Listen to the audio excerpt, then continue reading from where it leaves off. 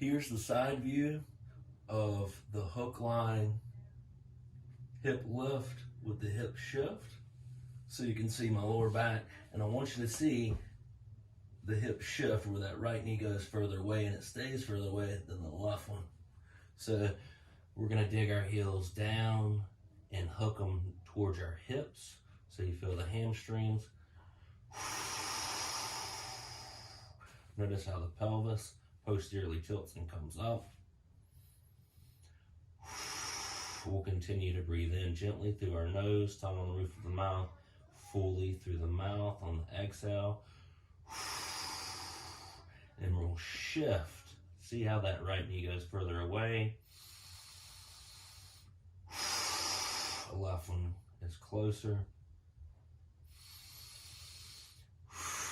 Notice there's going to be a tendency to side bend our upper body to the right, so that when we hip lift and shift, we're going to keep our right shoulder from dipping down towards your right hip. Lower back is going to stay in contact with the floor. Just the tailbone lifting up slightly. Not pushing into the floor with the head. Really feeling the hamstrings and that left inner thigh. If you got this, we could add in a right arm reach to really try to anchor more through the left abdominals. With the right arm reach, at this point, you should feel the lower back on that left side closer to the ground.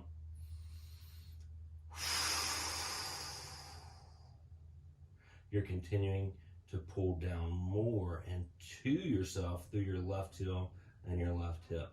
Notice how my left shoulder is starting to go towards my left hip, and my left hip is starting to come up towards my shoulder, thus shortening the left side. But you have to make sure the lower back on that left side is still being sensed on the ground. If you don't, that means we are arching our lower back and we're not going to hit the left abs. We're going to be using the left lower back extensor muscles.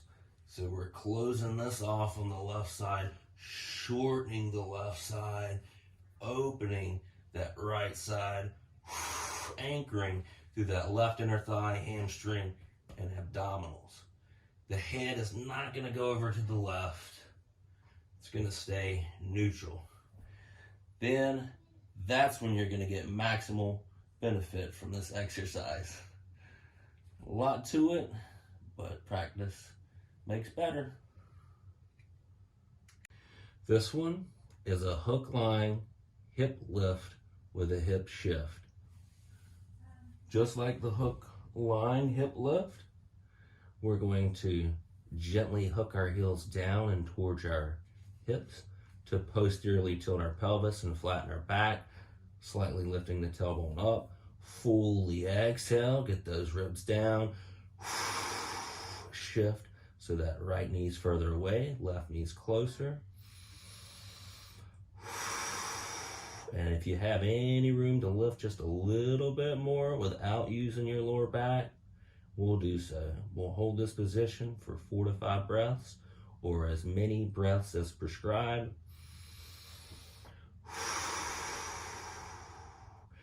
Just keep in mind, we're not pushing down into the floor with our head.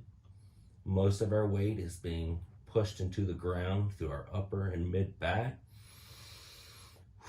And you should really feel the back of those thighs, especially the left one and that left inner thigh.